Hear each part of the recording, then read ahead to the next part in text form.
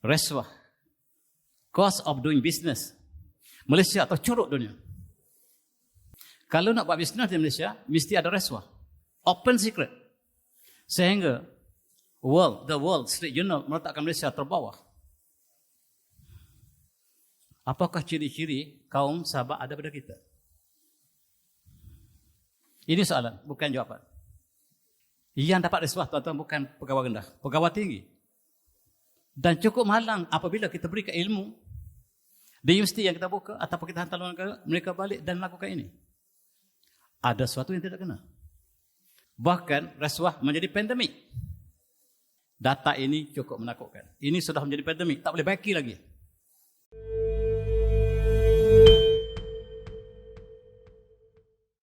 Alhamdulillah, kita di bulan September.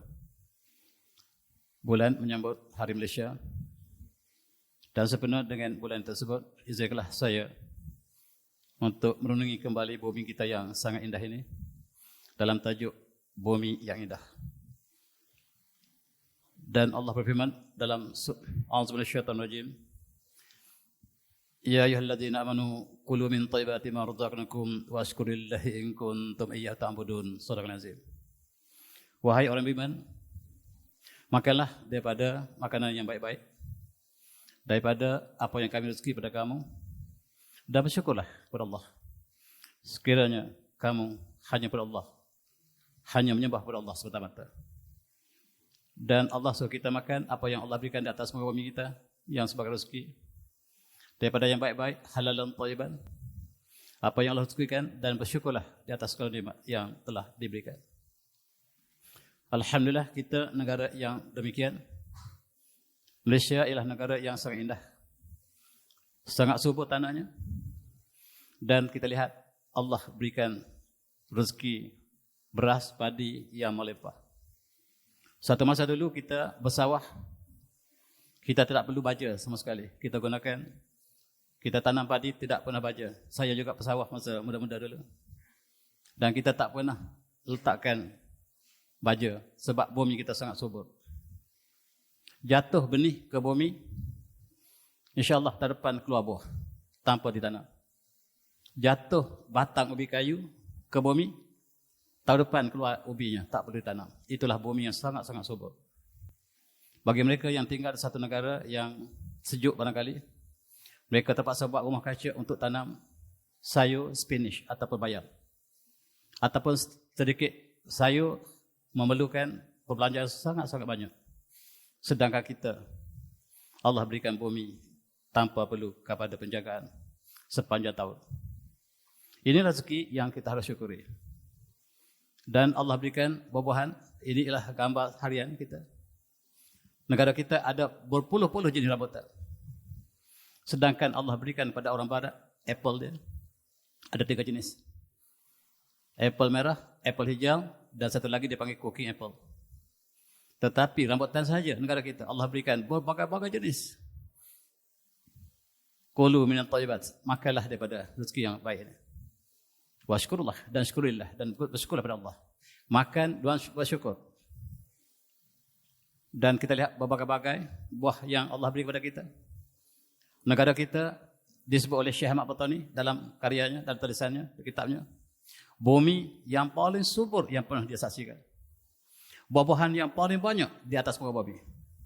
Sama ada kita sedar atau tidak. Dan Allah berikan buah campa. Campa dak. Ini ialah warisan kita daripada campa. Bila kita kalah daripada campa, di mana campa tuan? Vietnam sekarang. Itu bumi Melayu yang kita kalah. Kita hanya dapat berbangga dengan 2 jenis campa. Satu campa dak, buah campa. Satu lagi campa ka, bunga campa. 2 inilah saja yang kita hanya sempat bawa bila kita dihalau keluar daripada campa. Dan kita menanam di bumi ini begitu subur, dan inilah rezeki yang harus kita syukuri. Ini Musangking. Tidak ada negara lain. Hanya Malaysia. Makanlah dan syukurlah. Baldatun tayyibatun walaupun ghafur. Bumi yang indah dan Allah yang pengampun. Bersyukur, tetapi kalaulah kita berpaling, Fa'udhu fasanalihim sailal arimi. Satu kaum yang dulu, mereka Allah berikan rezeki yang banyak, mereka berpaling. Dan Allah hantarkan bala menghapuskan seluruh kemewahan. Itu kaum Sabah. Dan kita ambil iktibar, Allah berikan kita rezeki yang lebih banyak daripada Sabah. Sabah ada 2 kebun kiri kanan, tetapi kita ada berbagai-bagai kebun. Ikan. Daripada kecil sampailah sebesar-besarnya ikan. Negara kita dikelilingi oleh laut. Saya pergi ke Uzbekistan, mereka tak ada laut. Ikan mereka, seekor ikan sebesar ini, sama mahal dengan seekor kambing. Sebab di negara mereka tidak ada laut dan ikan sangat mahal. Sebut saja ikan apa negara kita. Dan orang barat cukup heran, orang Melayu makan ikan yang kecil itu, yang bau beranak. Ikan bilis, dia kata bau beranak.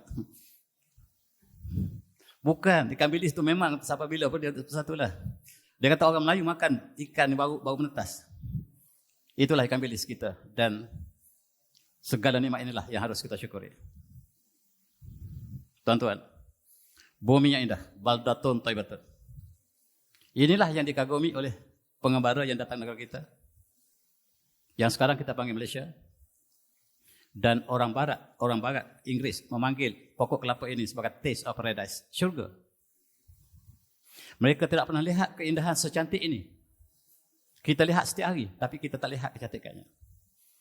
Tetapi orang yang tak pernah melihat keindahan negara kita, mereka melihat lambaian pohon kelapa ini sebagai taste of paradise, seperti buah syurga.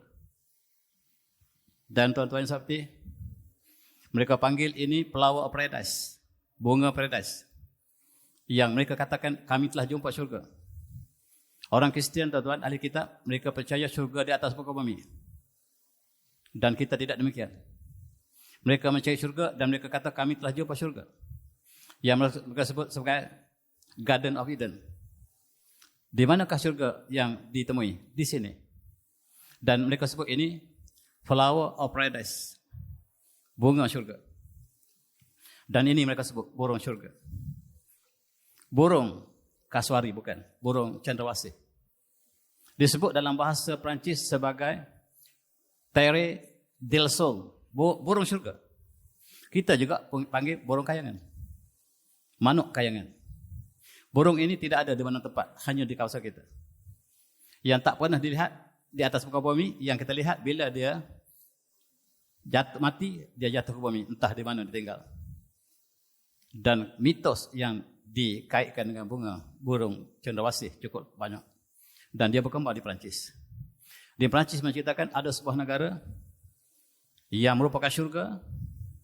Ada burung syurga yang suka ganjil, tak pernah turun ke bumi. Dan burung itu dipanggil burung syurga, terre du sol dalam bahasa Perancis. Dan dalam bahasa Perancis menceritakan banyak mitos tentang burung ini, yang kita pun kadang-kadang tidak mengetahuinya.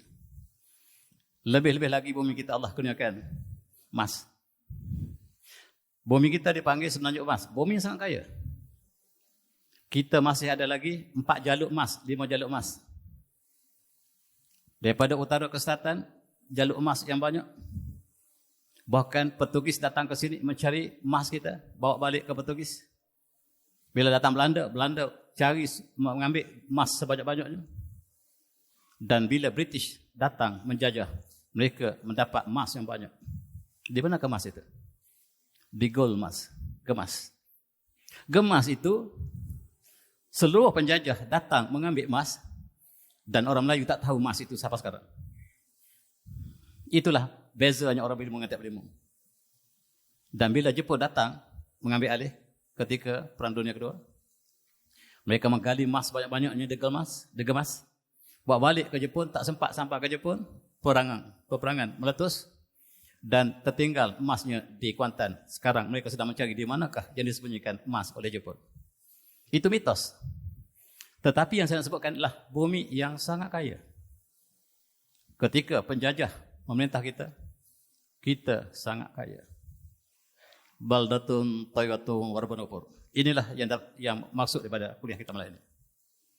Dan Allah gambarkan bumi yang indah, bumi yang cantik, bumi yang subur.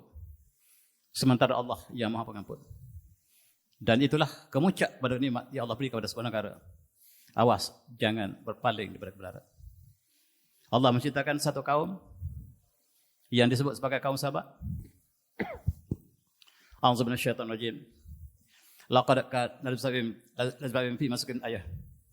Jannatan yaminin wa shimal kulu min rizqi rabbikum washkur lah. Baldatun tayyibun wa rabbun ghafur.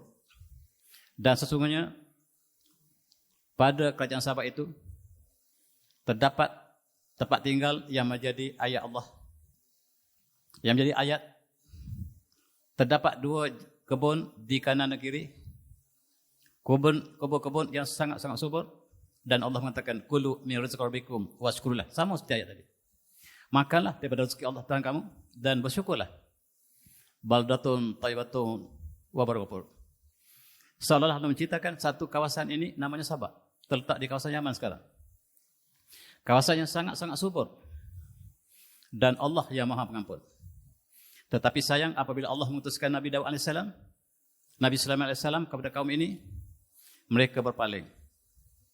Dan Allah menurunkan bala yang besar, yaitu bala yang sebagaimana disebut dalam ayat seterusnya, Fa'aradu fasnalihim salal alimin. Mereka berpaling daripada kebenaran, lalu kami utuskan pada mereka banjir arim yang menghancurkan seluruh tamadun mereka. Kebun-kebun mereka hancur. Wa badanuhum bi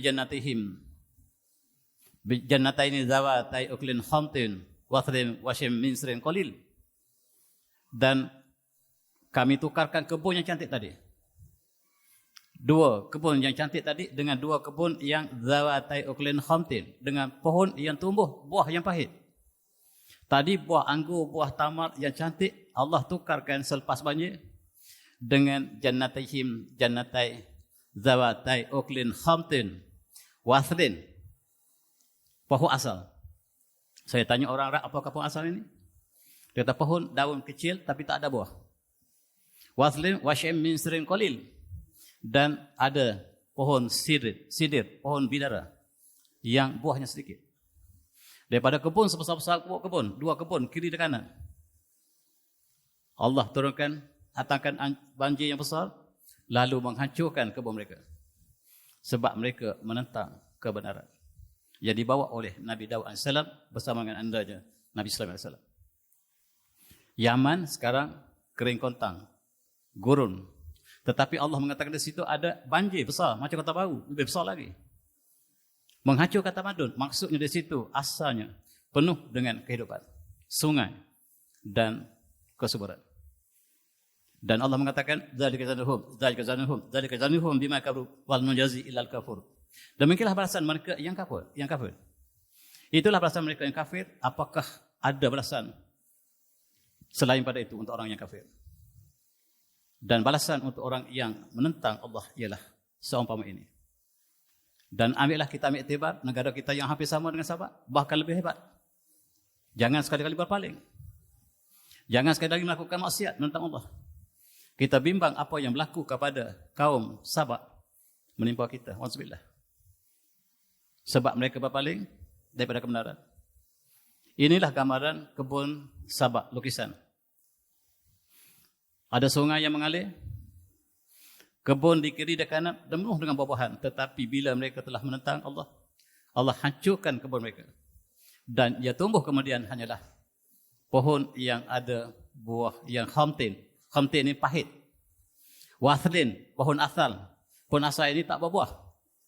Wasidrin daripada pokok asal dan pokok sidir.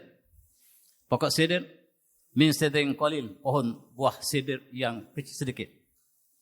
Hari ini tuan-tuan, pohon sidir ini masih ada. Pohon sidir ini masih ada di Yaman.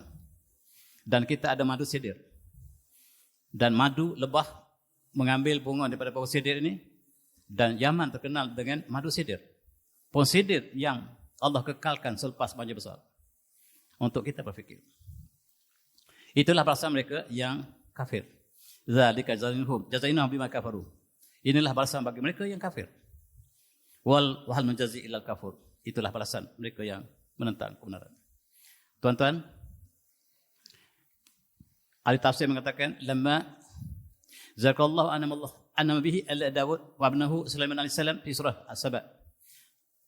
Zakrama anhum bihi ala ahli as-saba illa anna Daud Sulaiman alaihima syakaran lillah. Wa ahli as-saba kafaruhu.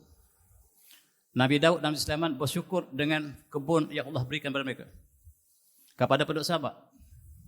Dan Nabi Allah Sulaiman, Nabi Daud minta supaya rakyat mereka, umat mereka sama-sama bersyukur, tapi mereka kafaru, mereka kafir. Mereka menentang kebenaran. Dan akhirnya Allah membayar dan memberikan bala yang besar ke atas penduduk Sabak yang degil tadi. Asalnya mereka hidup dengan aman, tenteram, dan mereka patuh pada Allah, tetapi sayang, datang satu masa mereka menentang, dan itulah balasannya. Faradu an-syikillah wal iman bi rusulih, dan mereka menentang keimanan yang dibawa oleh para rasulnya. Sebab kaum Sabak bukan saja 2 rasul, banyak rasul diutuskan. Dan kita hanyalah rasul terakhir, satu-satunya rasul yang kita sekarang sambut Maulid Rasul. Tuan-tuan sebati, dengan buah-buahan dia besar, kebun-kebun mereka basatin dan musmirin, mereka berbuah musmirin, berbuah berbagai-bagai buah yang banyak, dan mereka telah kufur. Tempat itu berada di kawasan Son'an sekarang. Son'an sekarang kawasan yang kering kontang, dan di sebelahnya ada disebut sebagai Dam Ma'rib Dam ataupun Sadr Ma'rib. Di sinilah pecahnya empangan tersebut yang menyebabkan banjir besar. Dan kita dapat lihat sekarang kesan-kesan keruntuhan Sadr Ma'rib. Ini Sadr Ma'rib yang dibina sekitar 4,000 tahun lepas, 4,000 tahun sebelum Mesihi. Dan bila penggalian dilakukan sekarang, terdapat satu bina yang besar yang menampung, menyekat air sungai. Maksudnya Yaman satu masa dulu sangat subur, banyak sungai. Sekarang kering kontang sebagai balasan Allah kepada mereka yang telah degil. Adanya empangan ini maksudnya ada air sungai yang banyak. Dan empangan inilah yang pecah, yang Allah kata fasna alaihim sailal arimi, yang kami kirim kepada mereka banjir arim, banjir yang menghancurkan tamadun. Kesannya masih ada. Tetapi empangan ini berada di tempat gurun padang pasir yang tidak ada air sama sekali. Kesan-kesan masih ada, dan kita ambil intibat. Bagaimana mereka menemui empangan ini? Dengan teknologi, mereka lihat daripada atas. Daripada satellite mereka lihat di kawasan yang dimasukkan penempatan Sabak tadi, ada bangunan-bangunan yang banyak bertebaran. Kita tak faham, tetapi orang yang mengkajinya, mereka dapat melihat puluhan meter di bawah terdapat bangunan-bangunan yang berbagai-bagai. Mereka gali, mereka temui bina ini, mereka temui empangan, menunjukkan kawasan itu kawasan yang sangat subur satu masa dulu. Tetapi oleh kerana mereka degil, Allah tukarkan mereka menjadi padang pasir. Dan ini kesan-kesan yang ditemui sekarang, berada di selatan daripada Son'a, ibu negara Yaman. Tuan-tuan yang pernah pergi barangkali dapat menyaksikan dengan lebih dekat apa yang saya sebutkan di sini. Terdapat tiang-tiang yang tinggi. Mereka lah kaum yang suka membuat bangunan yang tinggi. Dan kita juga sekarang berlomba-lomba untuk membuat bangunan yang tinggi. Demikian juga dengan kaum Nabi Hud. Mereka tinggal di bandar Iram. Iram adzatil imad alladhi lam yukhlaq mithluha fil bilad. Mereka tinggal di bandar Iram, kaum Nabi Hud tinggal di kota Iram.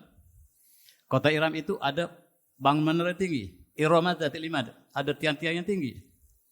Dan sekarang mereka gali kawasan tersebut dengan berpandukan satellite. Mereka temui yang Allah sebut menara yang tinggi tadi. Mereka temui puncak, tapi ini bukan gambar ini. Saya tidak bawa gambar yang dimasukkan dengan kemuncak kota Iram yang Allah musnahkan kaum Nabi Hud. Mereka membina bangunan paling tinggi dan Allah musnahkan mereka bukan sebab bangunan, tapi mereka menentang Nabi Hud AS. Begitu juga dengan kaum Nabi Soleh, kaum Samud yang kita dapat saksikan di aula sekarang di Madain Soleh, yang mereka membuat rumah yang cantik-cantik, tetapi mereka menentang Nabi Soleh, Allah hancurkan mereka. Mari kita ambil tiba. Dan ini yang ada sekarang. Tidak ada apa-apa, kosong. Rupa-rupanya di bawah pasir ini tersimpan rahsia kehidupan tamadun yang pernah terbina di sini. Dan sekarang kita gali, kita temui berbagai-bagai maklumat di bawah. Apabila diambil dengan satelit, mereka melihat di bawah semenanjung Arak yang kering ini penuh dengan anak sungai. Dan Rasulullah pernah bersabda, la taqum as-saah hatta ta'uda ardu arabi muruja wa anharu atau kama qala. Tidak akan berlaku hari kiamat sehinggalah bumi Arab sekali lagi akan kembali menjadi hijau dan penuh dengan anak sungai. Apa maksud hadis ini? Rasulullah kata menjelang kiamat sekali lagi. Maksudnya dulu pernah berlaku. Sekarang kering kontang. Menjelang kiamat, kawasan ini akan hijau kembali. Dan penuh dengan anak sungai. Dan sekarang kita lihat di kawasan Tabuk, tuan-tuan. Turun salji dengan lebatnya tahun lepas. Dan bila salji telah cair, dia menjadi tasik-tasik yang kecil. Tasik-tasik yang kecil bersambung menjadi anak sungai. Exactly seperti Rasulullah sebut. Dan sekarang kita lihat anak sungai banyak sebelum ini. Di bawah padang pasir tertimbus aliran sungai yang telah Allah musnahkan. Dan tuan lihat, ini sungai. Sekarang setelah dapat lihat sungai yang banyak. Ada jambatan, tapi duduk di bawah pasir. Pasir telah melitupi seluruh tamadun ini. Mereka dapat lihat bangunan yang banyak di bawah. Tiba-tiba mereka tak nampak kapal terbang kita jatuh. Boleh percaya? Bohong. Bohong. Jangan percaya. Ada ribuan satelit di atas. Mereka dapat lihat semut yang merayak celah rumput. Tiba-tiba kapal terbang boing kita sebesar itu tak tahu ke mana. Bohong. Boleh kata sekali lagi. Bohong. Dan kita lihat, mereka dapat lihat sungai di bawah. Berpuluh-puluh meter di bawah, mereka dapat lihat sungai. Kita pun dapat lihat sungai. Sungai mereka besar, tuan-tuan. Patutlah Allah kata, datang banjir, pecah ampangan. Dan datang banjir arim. Arim inilah banjir yang mematikan. Tuan-tuan, akibat mereka yang menderhaka. Ini gambaran ketika zaman Sabak, lukisan dan gambar rekaan untuk menunjukkan betapa mewahnya Sabak, kerajaan yang wujud ketika Nabi Sulaiman AS. Dan wa'radu fasanalihim sailal arimi wa badalhum bijannatihim, sebagaimana kita baca tadi, mereka berpaling daripada kebenaran dan kami utuskan banjir besar yang menghancurkan mereka. Sekarang Raja Yaman, di duit mereka, duit dinar mereka, duit rial mereka, ada gambar kenang-kenangan empangan marit yang mereka baru temui. Sebagai simbol bahawa Yaman adalah negara tamadun yang sangat awal. Sebelum Eropah ada, Yaman telah maju. Sekarang Yaman miskin. Dan tempat peperangan, tempat kelaparan, tempat penyakit. Tetapi satu masa dulu, Yaman adalah negara yang sangat maju. Allah tukarkan hari manusia berganti-ganti. Sekali ke atas, sekali ke bawah. Sekali ke bawah, sekali ke atas. Dan itulah fitrah ataupun tabi'i kejadian manusia.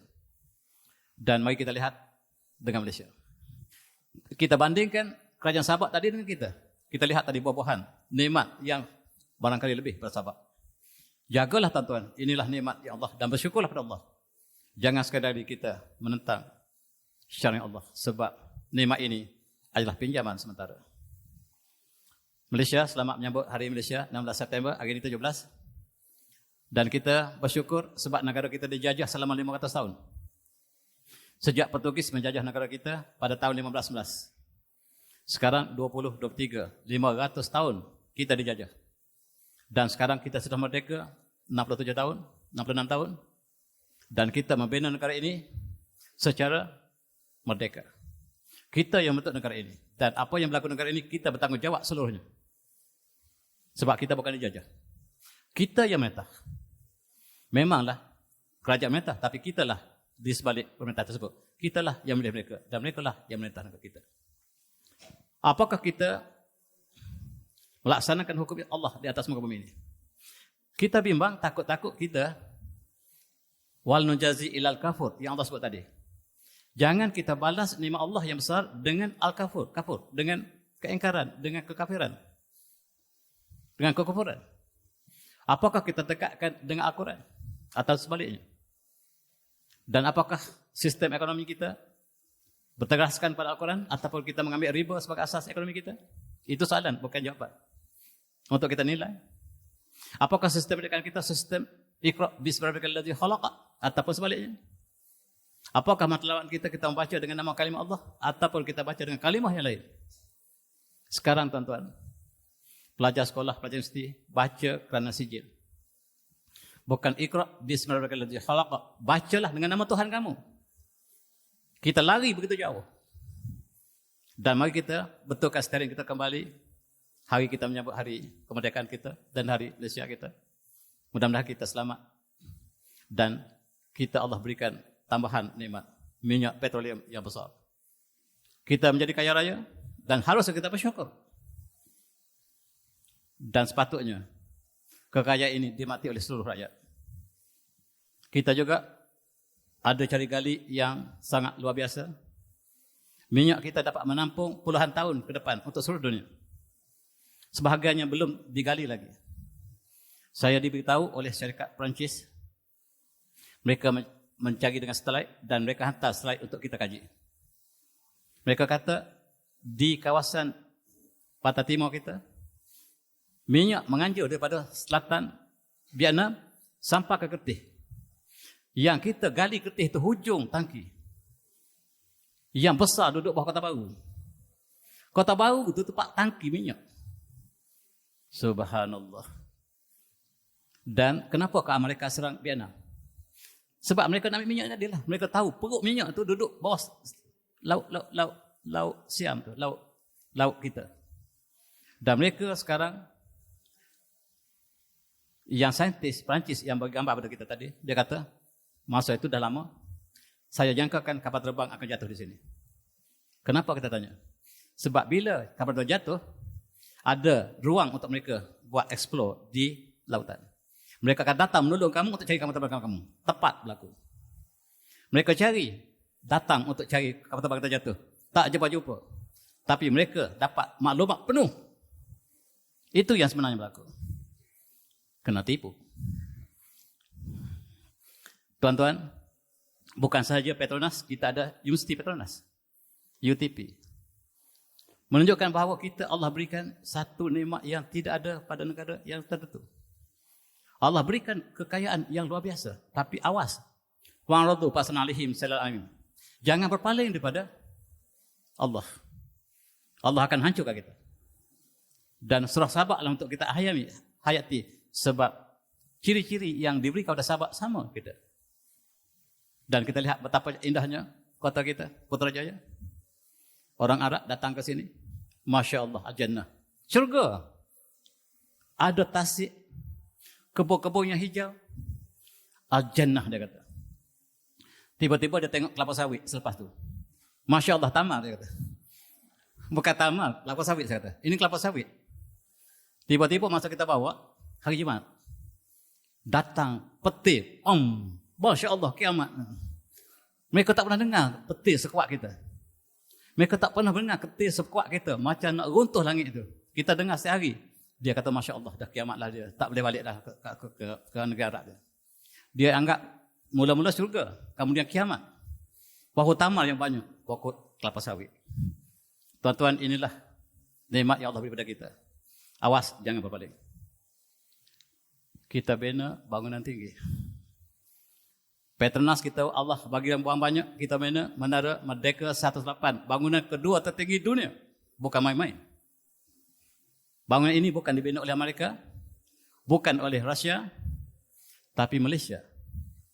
Kita miliki Menara Merdeka yang ditirah yang kedua dunia. Yang pertama Burj di Dubai. Burj Khalifah menduduki yang tertinggi, kita nombor 2. Bahkan menara kembar kita masih kekal menara kembar tertinggi dunia. Kita pegang rekod dunia. Ingat kaum Nabi Hud. Irama zatil imad. Allazi lam yukhlaq mithlaha fil bilad. Dan kemudian Allah musnahkan mereka sebab mereka bina bangunan tinggi. Bukan bangunan tingginya sebab mereka berpaling kepada Allah. Tuan-tuan semati, ini bangunan paling tinggi dunia. Yang paling tinggi Burj Khalifah. Ada 3 zon buka puasa. Kalau di bawah tingkat 1 buka puasa, tingkat 50 tak boleh lagi. Tunggu. Sebab matahari masih nampak. Tingkat 100, tunggu lagi. 5 minit lagi. Menunjukkan betapa tingginya. Betapa nikmatnya yang mereka bagi pada Dubai. Tapi mereka tukar Dubai menjadi kota maksiat sampai sekarang. Parodu. Kita bimbang, jadi sama seperti kaum sahabat. Apabila kita lihat maksiat yang terlaluan di Dubai. Allah berikan rezeki yang banyak dan mereka lupa. Semut mati dalam madu. Nikmat yang banyak dan mati semut dalam madu. Itulah akibat ibaratnya. Dan menara kembar kita, menara Ash, orang panggil menara Ash. Masih kekal, Twin Tower yang tertinggi dunia. Setinggi 451 meter. Malaysia apakah rekod? Bukan pakai rekod. Tetapi bukan itu yang kita masukkan. Apakah kita bersama dengan kebenaran ataupun sebaliknya? Tuan-tuan, rasuah. Kita semakin meningkat. Sepatutnya kita negara Islam, kita tak berpaling pada kebenaran. Kita umat Islam bertakwa dan tak mungkin rasuah. Ar-rashi wal mutashi finnar. Yang bagi rasuah, yang terima rasuah, dua-dua dalam mereka. Dua-dua ya Allah lana. Jangan berpaling daripada kebenaran. Ranking kita lebih teruk daripada negara bukan Islam. Dan tuan-tuan, mari kita ambil ingat, intibar, jangan kita berpaling. Ketika kita menyambut Hari Malaysia, mari kita renung kembali. Pejam kita mata kita lama-lama. Rasuah. Cost of doing business. Malaysia atau curuk dunia. Lebih teruk daripada India, lebih teruk daripada Indonesia. Kalau nak buat bisnes di Malaysia, mesti ada rasuah. Open secret. Sehingga The Wall Street Journal meletakkan Malaysia terbawah. Apakah ciri-ciri kaum sahabat ada pada kita? Ini soalan, bukan jawapan. Dan 2,400 penjawab awam rasuah. Yang dapat rasuah, tuan-tuan, bukan pegawai rendah, pegawai tinggi. Dan cukup malang apabila kita berikan ilmu di universiti yang kita buka ataupun kita hantar luar negara, mereka balik dan melakukan ini. Ada sesuatu yang tidak kena. Baldatun, Thayyibatun, Warabun Wapur tercapai. Sebab nilai Baldatun, Thayyibatun, Warabun Wapur tidak seperti ini. Bahkan rasuah menjadi pandemik. Pandemik negara kita. Dulu kita ada pandemik COVID-19. Sekarang kita ganti dengan rasuah. Data ini cukup menakutkan. Ini sudah menjadi pandemik, tak boleh baiki lagi.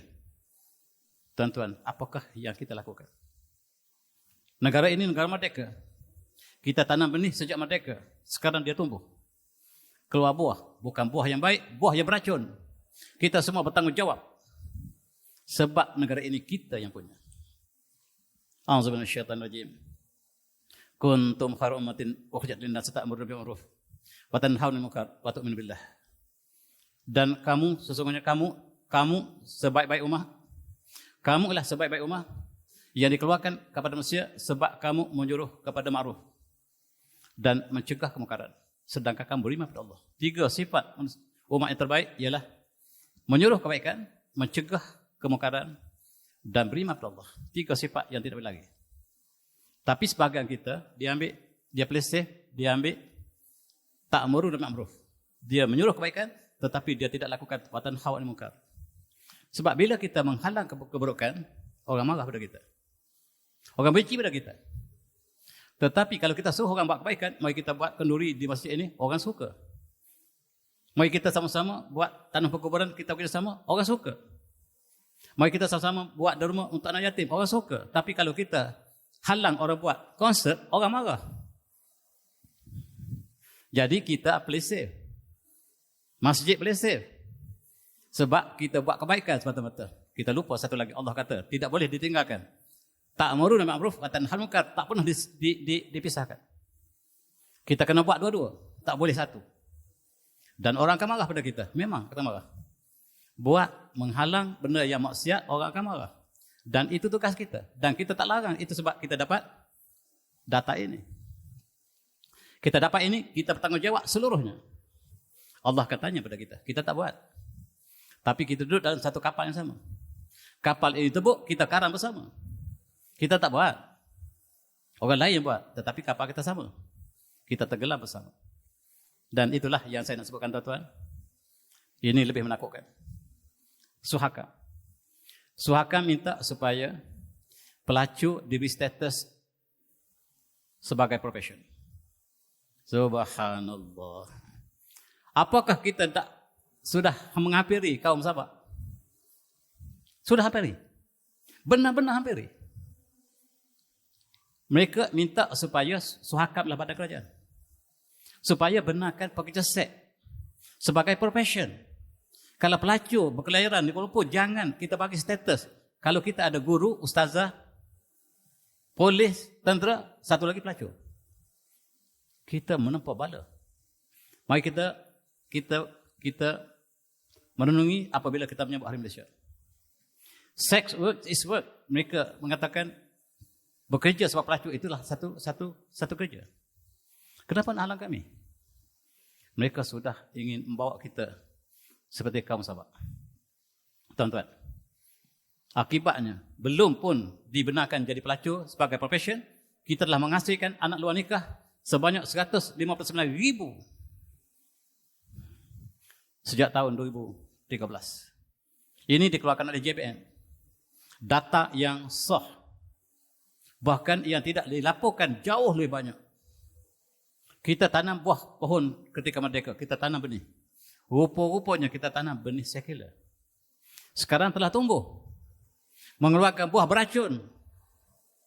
Kita semua akan ditanya, seluruh di masjid ini kita akan ditanya. Sebab kita banyak bercakap. Saya kena tanya mana-mana sekali. Imam, 2. Bilal, nombor 3. Tuan-tuan semua, apatah lagi Perdana Menteri. Mesti kena tanya. Dia lebih besar. Menteri-menteri kena tanya. Menteri besar kena tanya. Seluruh pegawai kena tanya. Dan kita sudah bersedia untuk menjawab tentang data ini. Apakah kita sudah bersedia untuk menjawab data ini? Kita sudah bayang tepi pintu syurga. Rupa-rupanya tepi pintu neraka. Kita sedang menggambarkan kita sudah mendapat syurga. Tetapi rupa-rupanya kita di tepi neraka. Tuan-tuan yang saya hormati, LGBT. Ini sudah cukup kalau Allah nak musnahkan. Dalam satu hadis setelah bersabda, inna min a'lam as-sa'ah wa asyratiha ay yaktabi ar-rijal bi-rijal wan nisa' bin nisa'. Rawahu At-Tabari wal Baihaqi. Di antara tanda hari kiamat ialah lelaki berpada dengan lelaki. Maksudnya lelaki tak kahwin. Lelaki kahwin lelaki. Wan nisa' bin nisa'. Perempuan dengan perempuan. LGBT. Kaum Nabi Nuh, lelaki mendatangi lelaki, wanita Allah tak sebut. Tetapi apa yang berlaku di negara kita, lelaki mendatangi lelaki, wanita mendatangi wanita. 2 kali lebih dahsyat daripada Nabi Lut. Apakah akibat Nabi Lut? Allah terbalikkan bumi mereka. Dan kita buat 2 kali lebih dahsyat. Dan apakah kita masih aman? Mari kita renung ketika kita menyambut Hari Malaysia. Dan kita akan berdepan dengan Allah SWT. Setiap dari kita. Tidak berteriori. Yang besar, tanggungjawab, pangkat, lebih banyak soalannya. Malaysia. Sekarang kita lihat bagaimanakah berita mengeluarkan. Mereka sedang mempromosikan supaya Malaysia memberikan hak asasi pada Malaysia.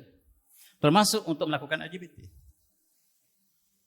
Dan inilah data yang kita ada ketika kita menyambut Hari Malaysia. Tuan-tuan saya hormati, kami juga anak Malaysia, kenapa tak boleh kami lakukan LGBT? Ingat tuan-tuan, kita satu kapal yang sama. Kalau kapal ini dikaram, kita pun karam. Yang buat dosa noda akan karam. Kita yang baik-baik pun akan karam.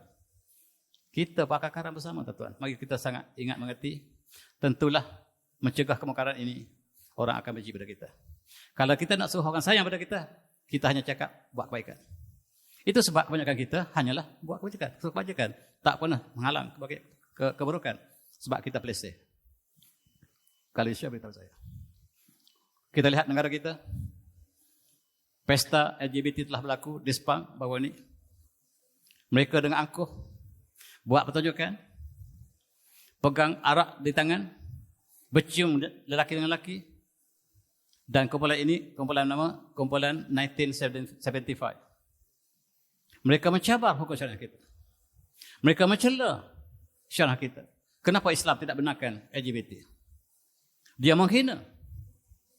Dan apakah sudah cukup syarat mencapai kaum Nabi Lut? Dan kita masih senang lagi, bersenang-lenang lagi. Dan kita tak merasakan apa-apa pun. Kemungkinan bala Allah akan menimpa-nimpa. Dan tuan-tuan, dia pegang arak dengan tangan dia. Dia menyanyi, dia bercium jantan dengan jantan. Disaksikan oleh pemuda-pemudi Melayu. Dan mereka mengajak supaya kita melakukan bersama.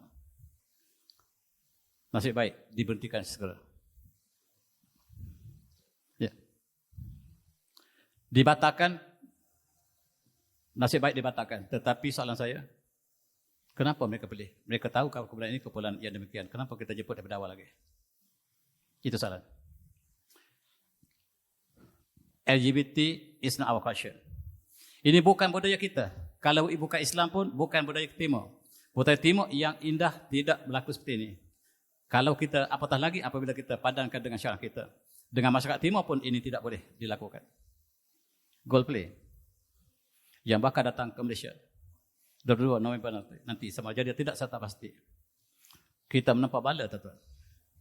Tiket telah habis dijual. 3 jam tiket dikeluarkan bulan lepas habis dijual. 3 jam saja. Dan harga tiket sangat mahal. Ada di antara mereka, di antara ahli parlimen yang minta supaya di-cancel, dibatalkan konsert yang tidak memberikan faedah kepada kebaikan ini. Dan mereka benar-benar akan datang dalam berita yang kita terima pada 20 November ini di Bukit Jalil. Pemuda-pemuda kita akan bersama untuk menyaksikan persembahan mereka, persembahan LGBT mereka. Mereka kumpulan LGBT. Dan tiket 3 jam saja habis. Bila kita protes, mereka kata, kalau tak suka jangan beli tiket. Tak suka jangan beli tiket.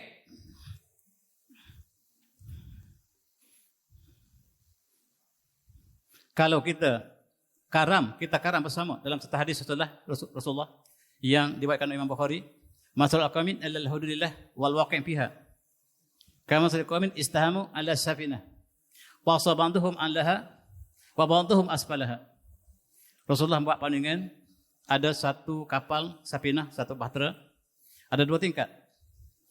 Mereka mengundi yang satu duduk tingkat atas, yang satu duduk tingkat bawah. Yang tingkat bawah duduk tingkat bawah ini, nak ambil air dia kena naik atas dan ambil air daripada atas. Dia mengganggu orang di atas. Mereka berpakat, lau anna kharaqna fi nasibina kharqan. Kalau kita tebuk kapal ini, kita senang, kita ambil air daripada bawah, tak payah kita naik atas.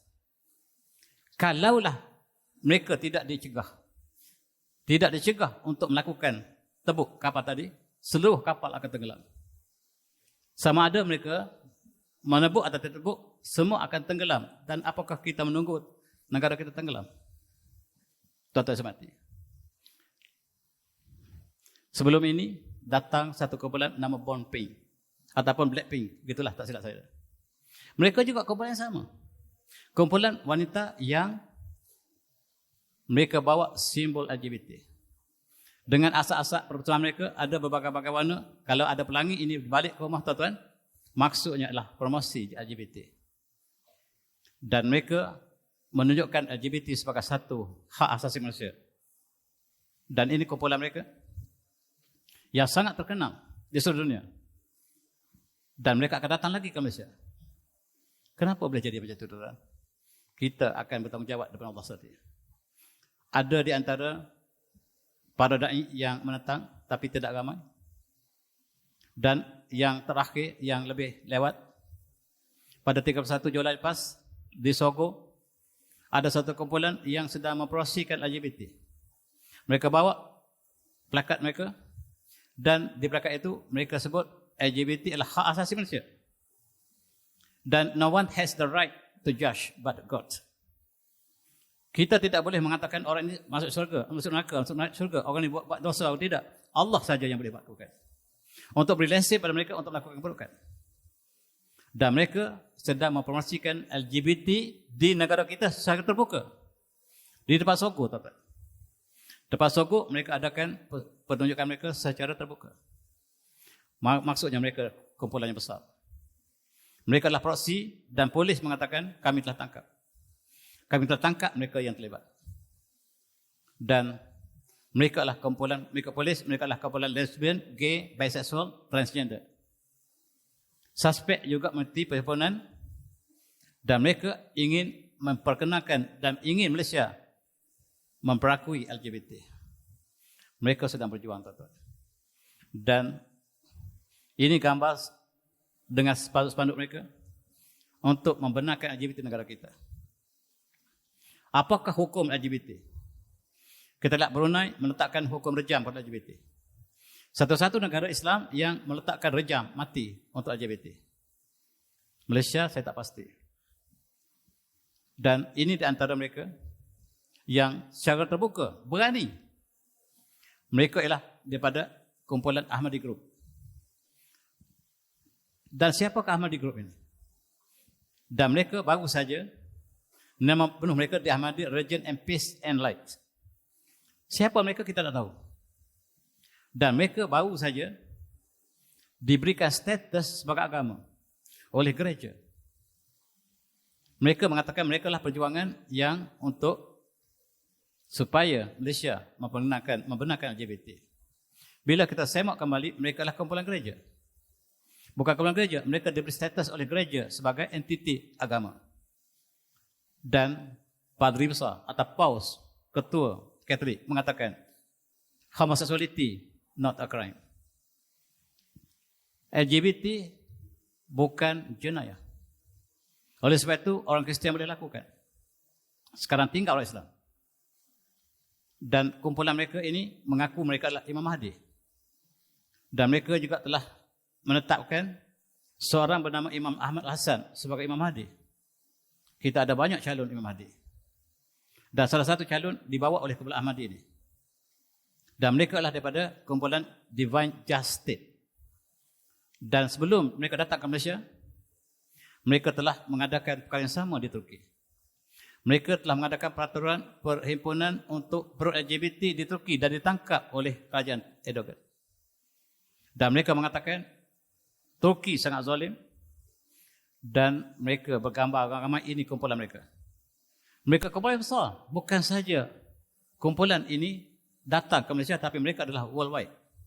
Ini yang ditangkap di Turki. Tiba-tiba selepas tangkap di Turki, mereka muncul di Malaysia. Maksudnya di belakang mereka ada satu gerakan yang besar. Marilah kita ambil perhatian, tuan-tuan. Yang kedua ialah LGBT diperkenalkan melalui filem. Melalui Disney, mereka perkenalkan LGBT dan di sinilah tempat pusat LGBT. Disney di bawah Hollywood, mereka memperkembangkan LGBT melalui filem. Hawas anak-anak kita. Dan dia adalah best places to work for LGBT equality. Dan Hollywood inilah sedang mempromosikan LGBT kepada seluruh dunia. Dan filem-filem yang mereka sebarkan negara kita juga ada unsur yang demikian. Yang terbaru ialah Barbie.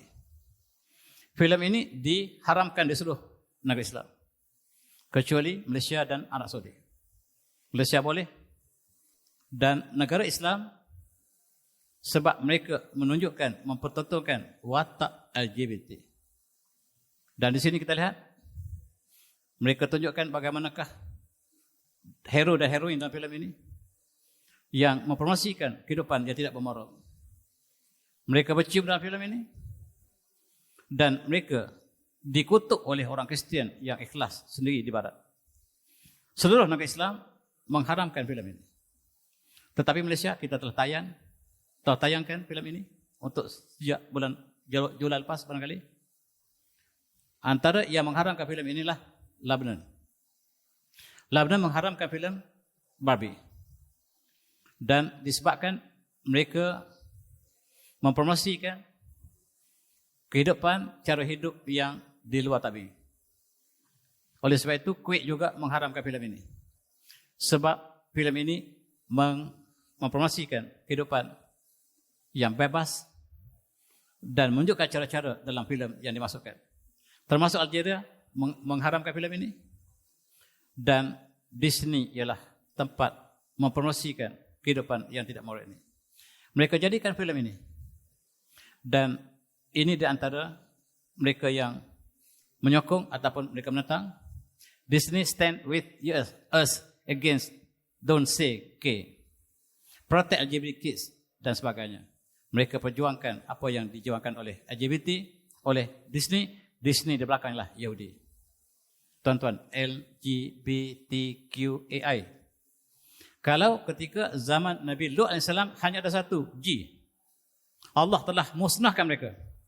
Tetapi sekarang di Malaysia telah muncul LGBTQAI. Subhanallah. Kita menyambut Hari Malaysia dalam suasana ini. Dan dalam konteks ini, negara yang membenarkan ataupun yang toleransi dengan homoseksual yang paling tinggi ialah master kita, UK, Canada, Filipina, US, termasuk Indonesia. Indonesia juga tidak dapat dicegah lagi.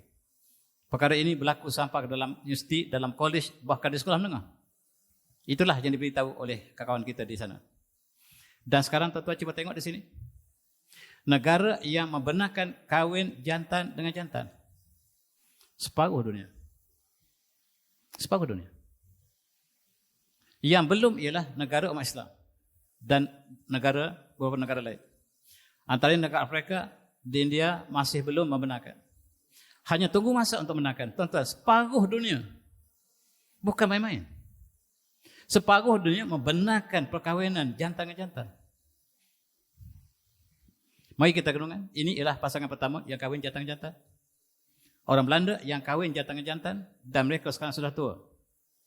Ini ketika gambar mereka diambil tahun 70-an dulu. Just married. Dan bangsa bersatu mempromosikan LGBT. Bukan main-main. Bangsa bersatu. Sebab UN mengatakan all human beings are born free and equal in dignity and rights. Rights yang mereka sebutlah untuk melakukan LGBT. Ini ialah Setiausaha Agung Bangsa Bersatu. Dialah yang mempromosikan LGBT kepada seluruh negara anggotanya. Seluruh anggota mesti mengakui LGBT cepat ataupun lambat. Sekarang Malaysia belum akui. Kenapa kamu tak akui lagi? Kamu anggota Bangsa Bersatu. Kita sudah menampak bala, tuan-tuan. Benar-benar bala. Dan World Health, WHO, telah mengklasifikasikan dalam ICD 10 ke 11. Tuan-tuan cari apakah ICD? ICD code ini telah klasifikasikan bahawa homoseksual yang asalnya disease. LGBT is a disease, not a human right. Itu awal. Telah ditukarkan di CD 11, homosexuality is not a disease. Dan inilah satu bala kepada dunia. Selama ini kita katakan luar tabi'i ini ialah penyakit. Orang yang ada mental. Sekarang orang yang melakukan LGBT orang sehat. Orang yang tak lakukan tidak sehat. Terbalik sama sekali. Manusia hidup terbalik sama sekali, tuan-tuan. Mari kita renungi. Apakah tujuan sebenarnya? Ada satu agenda dalam New Order yang mereka kata tidak benar, tapi benar. Ialah depopulation. Mengurangkan penduduk dunia. Dengan penyakit tak habis-habis manusia dunia. Dengan perang tak habis. Dan mereka perkenalkan LGBT. Kalau kahwin jantan dengan jantan tak akan beranak lagi. Kalau perempuan kahwin perempuan, laki kahwin laki, tak ada anak lagi. Itu tujuan sebenarnya.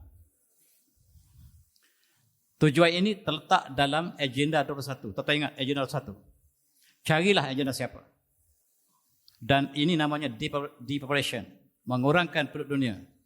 Supaya manusia ini hanya dapat ditinggal oleh kumpulan tertentu. Dalam konteks ini kita ingat kembali kepada kisah yang Allah sebutkan dalam di Sabak. Kita bimbang ciri-ciri ini ada pada kita. Memang ada. Bahkan lebih dahsyat. Tuan-tuan, selamat menyambut Hari Malaysia. Dengan penuh waspada bahawa tanggungjawab kita bukan hanyalah menyambut semata-mata. Tetapi kita sama-sama menungi apakah yang kita lakukan selama ini. Dan apakah kita membawa ke syurga ataupun sebaliknya. Alhamdulillah. Apakah kita mengambil untuk kembali kepada Al-Quran? Sebab ketika kaum sahabat menggunakan Al-Quran, menggunakan kebenaran bersama dengan para anbiya, mereka diberikan status baldatun thayyibatun wa barakatuh. Tetapi apa mereka berpaling, Allah hancurkan mereka. Itulah sebagai peringatan saya. Tuan-tuan, selamat menyambut hari Malaysia dan mudah-mudahan kita ke arah lebih baik. Dan saya sudah dengan wabillahi taufiq. Assalamualaikum warahmatullahi wabarakatuh. Tasbih.